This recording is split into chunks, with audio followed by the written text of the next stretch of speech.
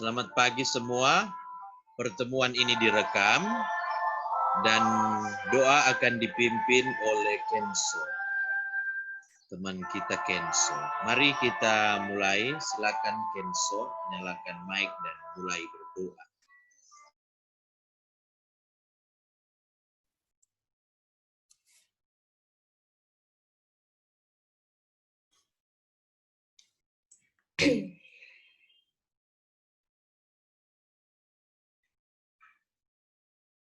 Marilah berdoa dalam nama Bapa dan Putra dan Roh Kudus. Amin.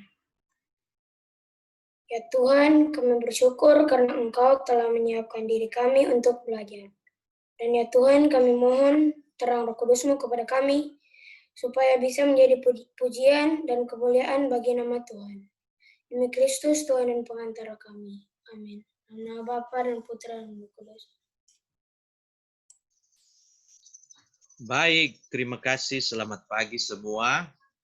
Minggu lalu kita sudah mulai belajar dengan tetapi memang ada kendala dengan Zoom sehingga kita hanya menyalin materi.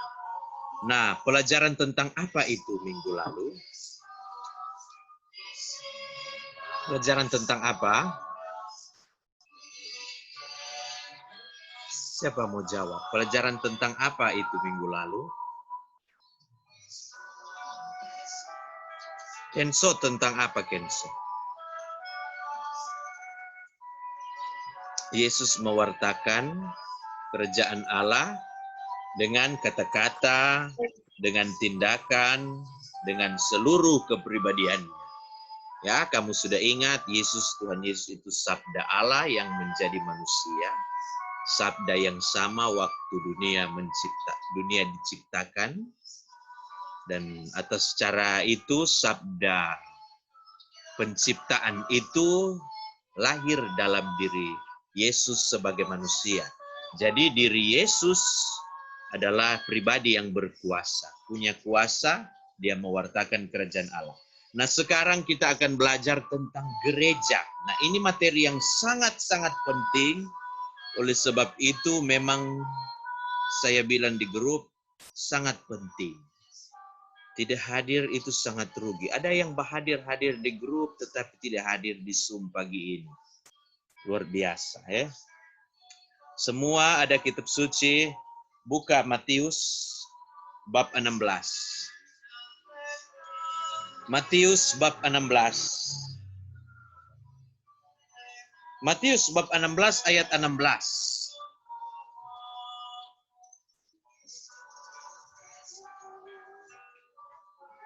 Matius bab 16 ayat 16.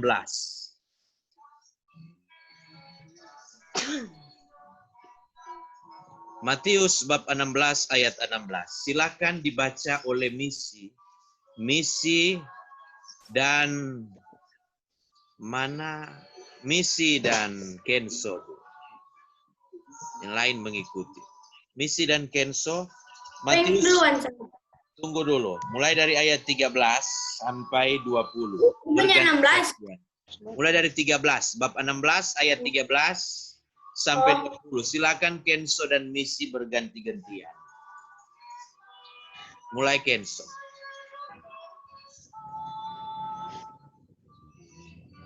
Setelah Yesus tiba di daerah Kaisarea Filipi, ia bertanya kepada murid-muridnya, kata orang, "Siapakah anak manusia itu?"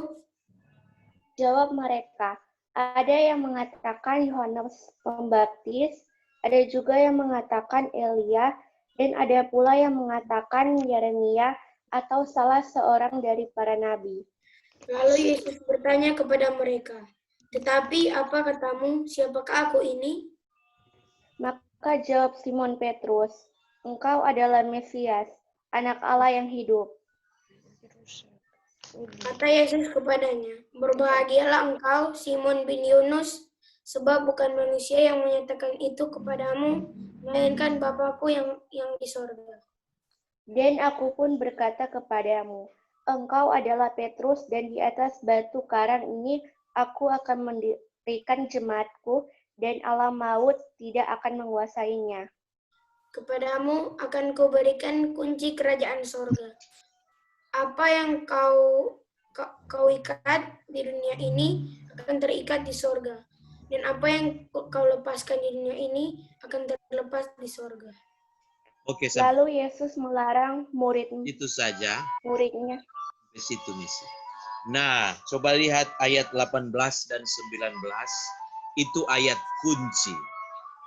Ayat 18 dan 19 itu ayat yang sangat kunci bahwa pada saat itu Tuhan Yesus sendiri mendirikan gereja. Ada berapa gereja?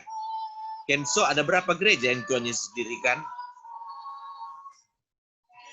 Ada berapa gereja yang Tuhan Yesus ada dirikan? Menurut bacaan ini ada berapa gereja? Gabriel, ada berapa gereja menurut bacaan ini? Nah, berapa? Berapa macam gereja yang didirikan oleh Tuhan Yesus menurut kitab suci ini? Cuma satu. Saudara-saudara, cuma satu gereja. Tidak ada gereja lain. Hanya satu. Dan didirikan di atas dasar batu karang. Batu karang itu siapa? Siapa? Ayat 18. Batu karang itu. Ayat 18 siapa? Simon Petrus. Simon Petrus. Tuhan Yesus mendirikan gereja dan memberikan kunci kepada Simon Petrus untuk menjadi dasar yang kokoh. Tapi Tuhan Yesus adalah kepala. Nah, mengerti. Kita belajar hari ini tentang gereja. Gereja yang didirikan Tuhan hanya satu. Dan gereja yang satu itu kita lihat hari ini. Lihat. Gereja yang satu yang didirikan Tuhan adalah gereja yang sungguh-sungguh menyejarah, ya, ada dia punya sejarah. Coba lihat, dapat lihat ini. Dapat lihat? Semua. Ada dua bab yang digabungkan pada hari ini, bab 13 dan bab 14 tentang gereja. Bab 13 dan bab 14 tentang gereja. Nah, apa yang dimaksud dengan gereja? Nah, gereja bukan tempat ibadat. Kalau tanya apa itu gereja, kamu jawab tempat ibadat orang Kristen. Salah. Salah kalau sekarang kelas 6 tanya begitu, kamu jawab gereja tempat. Salah. Ya, kamu kelas 5 juga sudah belajar, toh. Tapi sekarang lebih diperjelas. Ya. Lebih kita perjelas apa itu gereja. Di sana ada misi. Misi siapa lagi ya? Gabriel ada? Gabriel Lonto ada? Gabriel Lonto. Mana? Mana ada Gabriel itu? Aktif mic Dester apa? Oh, Gabriel, oke. Bisa coba bicara, Gabriel? Gabriel, dapat dengar suara Sir? Mati.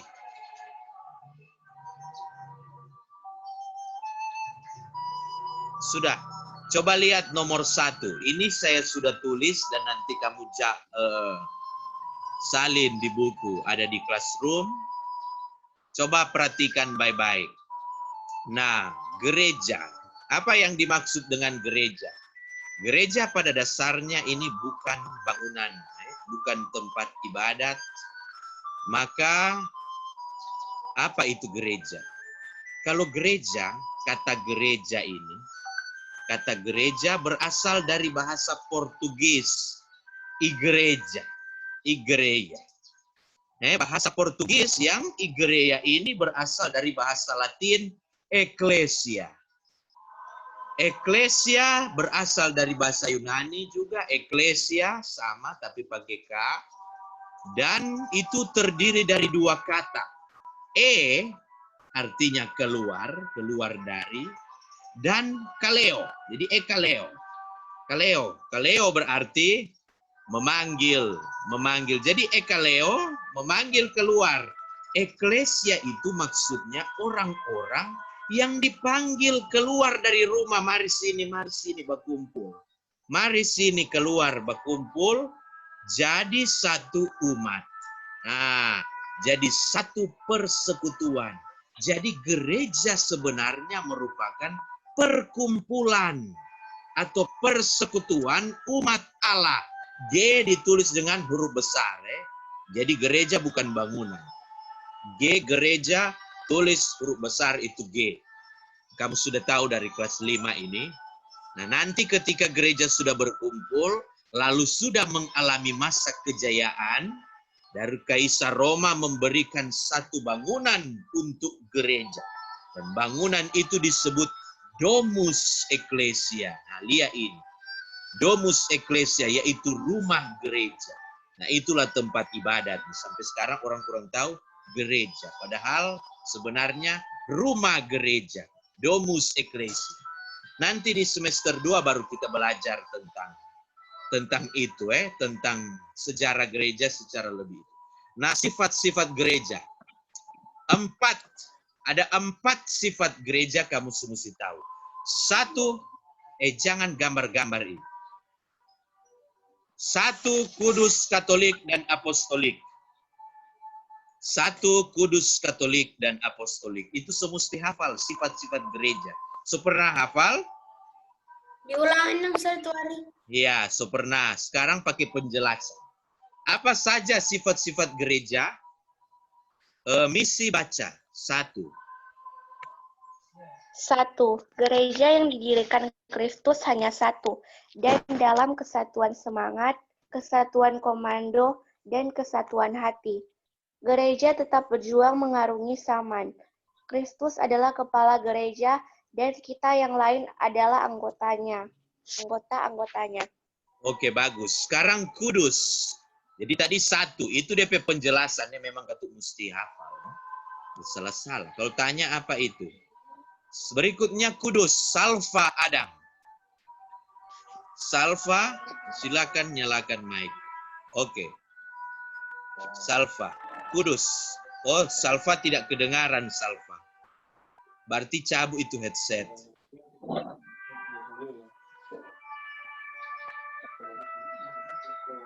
Boleh? Oke, salva kudus. Kudus, gereja pada dasarnya terarah kepada kekudusan Tuhan. Oleh sebab itu, seluruh anggota gereja dikuduskan karena berkat Tuhan. Ya, Katolik. Katolik dibaca oleh Antonius. Antonius Tikoalu. Nyalakan kamera, nyalakan mic. Antonius, Katolik.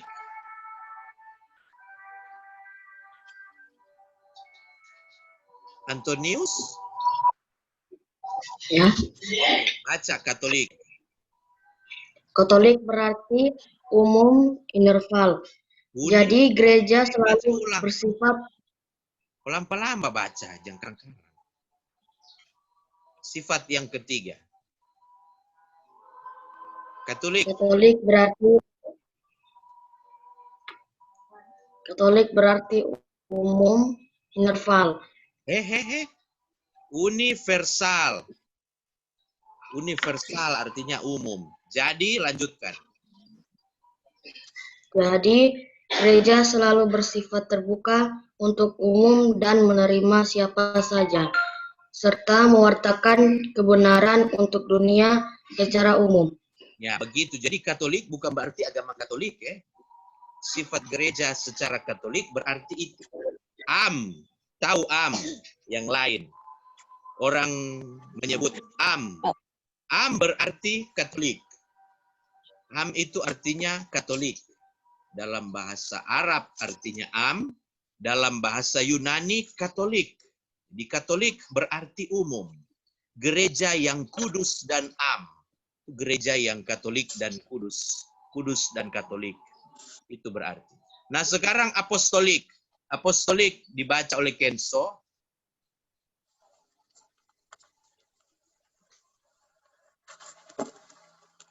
Gereja yang keempat, apostolik.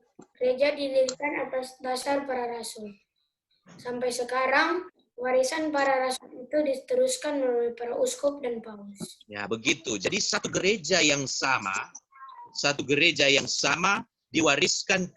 didirikan oleh Tuhan Yesus yang memberi kuasa kepada Petrus dan para rasul, lalu selanjutnya dengan penumpangan tangan di atas kepala orang-orang, kuasa yang sama, kuasa dari Tuhan Yesus, dilanjutkan terus-menerus. Kamu buka Kisah Para Rasul. Kisah Para Rasul sesudah Injil Yohanes. Jadi Matius, Markus, Lukas, Yohanes, Kisah Para Rasul. Nah, mulai itu bab 1, bab 2 terutama, Roh Kudus turun atas para rasul. Nah, dan sesudah itu mereka kemudian melanjutkan tugas-tugas gerejawi kepada orang-orang dan seterusnya sampai sekarang melalui penumpangan tangan. Nah, sampai situ kamu sudah pernah belajar di kelas 5. Sekarang kamu lihat nomor 3, jenis-jenis gereja. Jenis-jenis gereja.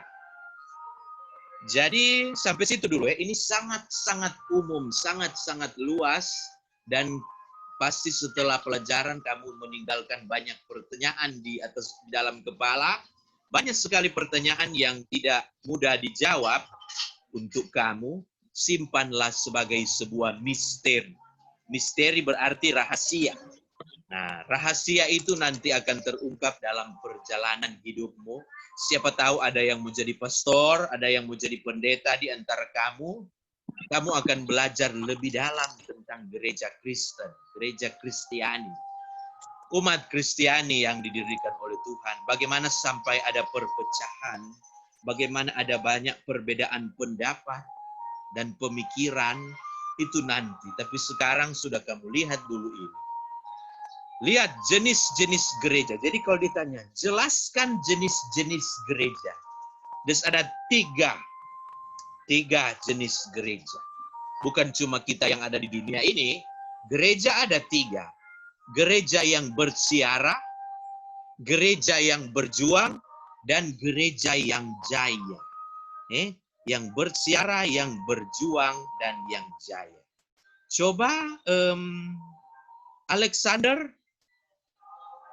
Alexander, baca gereja yang bersiara.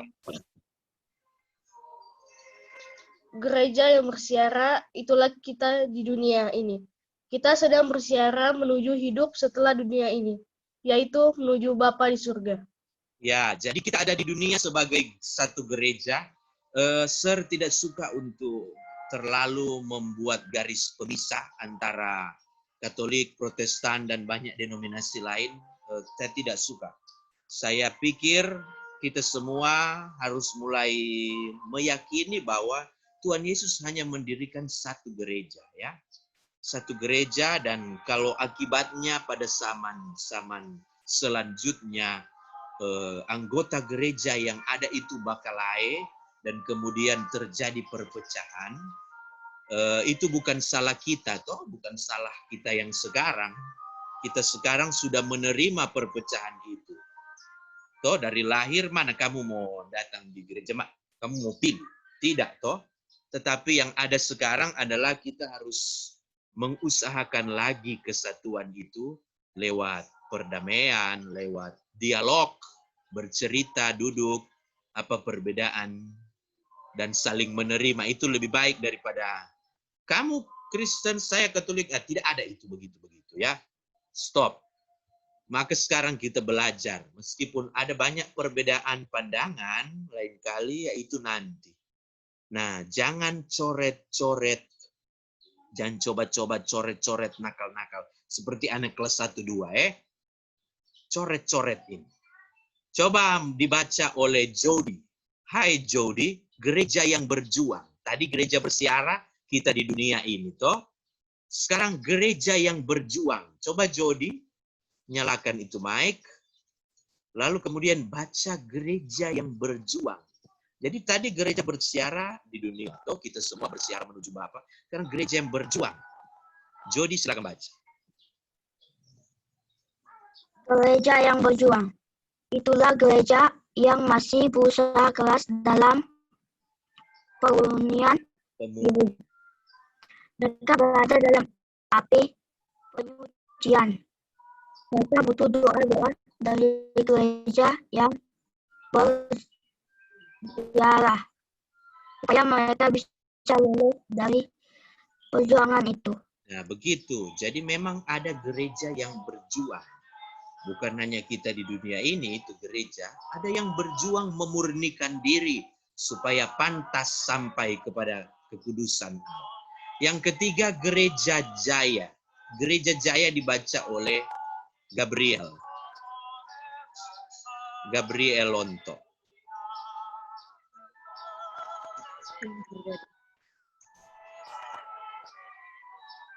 Gereja jaya.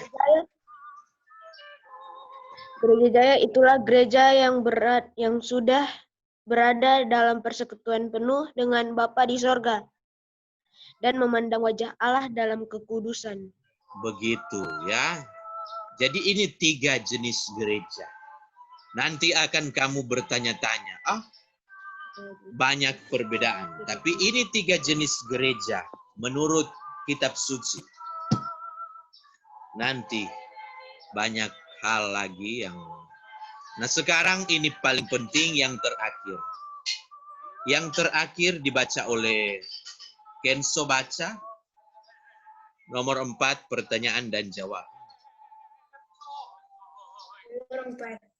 Kita sudah belajar tentang gereja. Selalu diulang-ulang tentang kekudusan. Bagaimana cara kita mengupayakan kekudusan dalam hidup kita? 1. Ketika belajar tentang gereja, tema utama adalah kekudusan. 2. Kita yang ada di dunia ini adalah salah satu persekutuan umat adalah kita yang ada di dunia ini adalah ulang. Baca nomor ulang. berapa? 2, no salah baca.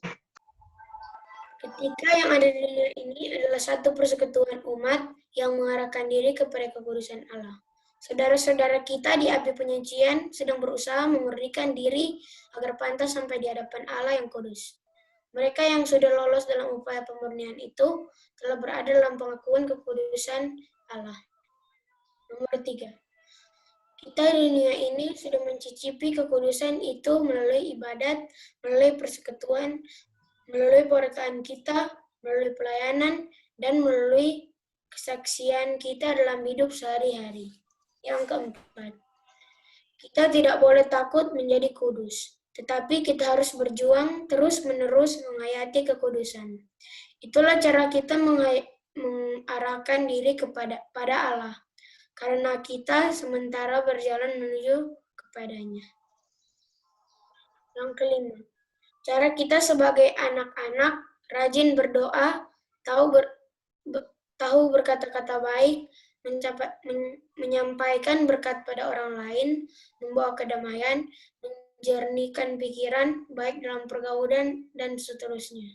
Jadi begitu kamu sudah mengerti itu. Nah sekarang lihat baik-baik. Ini kita belajar tentang gereja, tema utama adalah kekudusan. Kekudusan di hadapan Allah. Kamu lihat bahwa ada 3 jenis gereja, kamu tergolong di mana? Tergolong di bagian mana? Misi. Dari 3 jenis gereja itu, ini 3 jenis gereja. Bersiara, berjuang, jaya. Orang tergolong di bagian mana? Misi, nggak ada pedeng. Gereja yang bersiara. Gereja yang bersiara. Kita memang berada dalam pesiarahan. Tahu siara? Tahu arti siara? Siara, arti siara apa? Kenso, apa arti siara? Itu rumah-rumah. Siara apa? Siara, apa arti dari siara? Alex, apa arti dari siara? Mengunjungi. Karang-karang. Gabriel, apa arti dari siara? Mengembara, Sir. Mengembara boleh. Katanya sederhana sekali. Berjalan. berjalan dalam pengembaraan. Begitu. Jadi memang berjalan.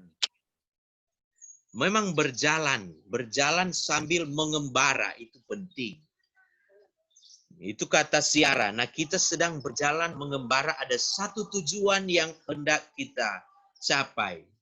Apa tujuan gereja berjalan? Kemana arah? Kemana arah? Gabriel kemana arah?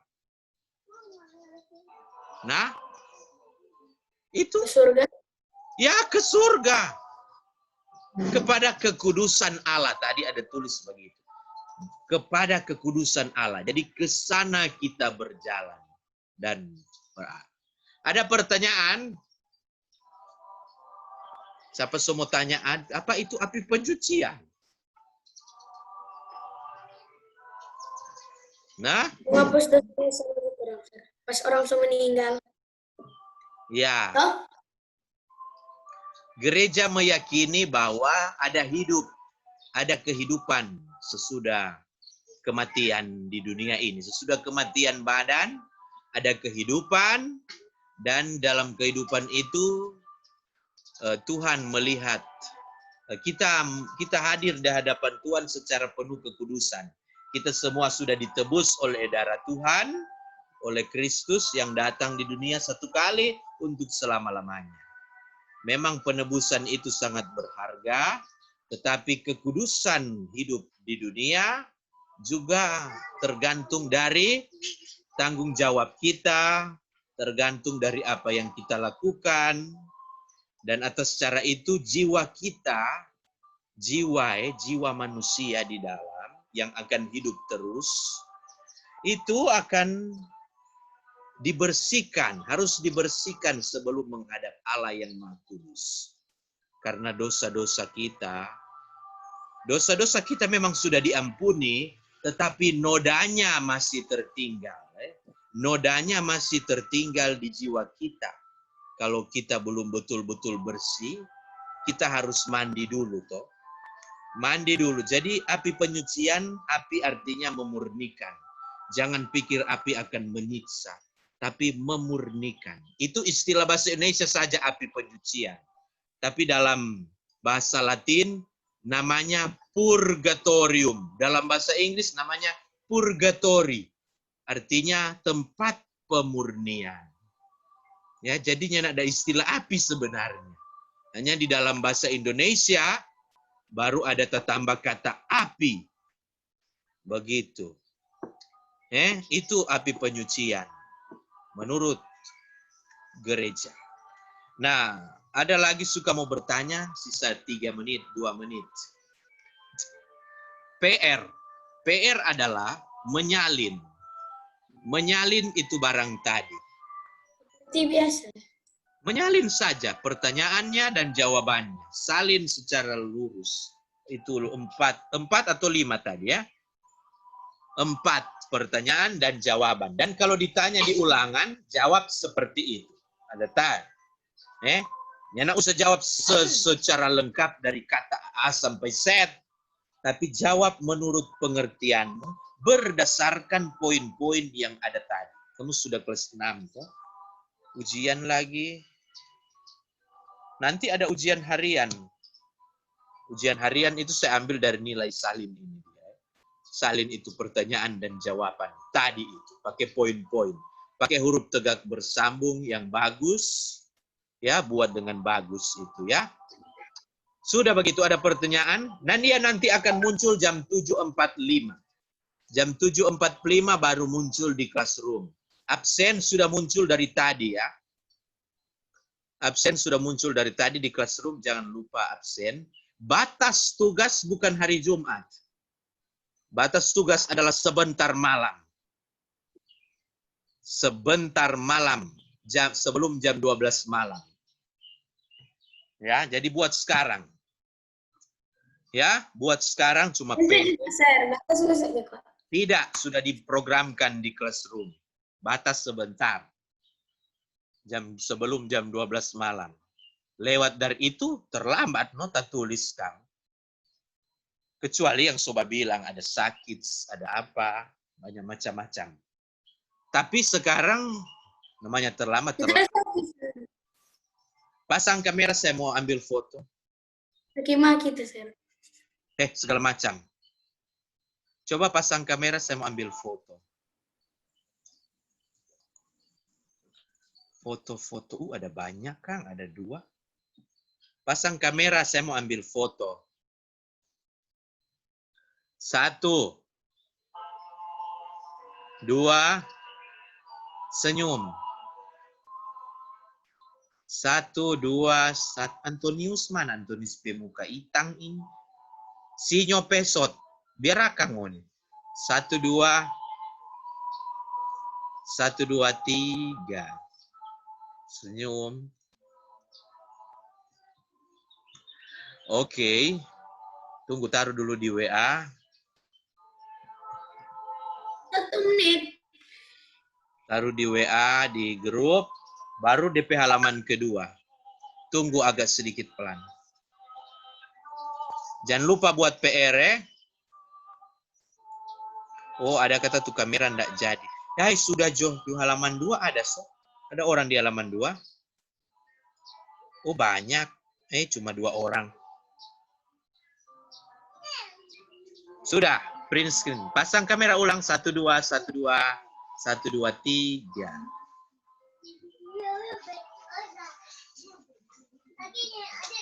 Sudah, silakan. Dalam nama Bapa dan Putra dan Roh Kudus. Amin. Share screenshot, Kang, tadi. Iya ada. Print screen, silakan.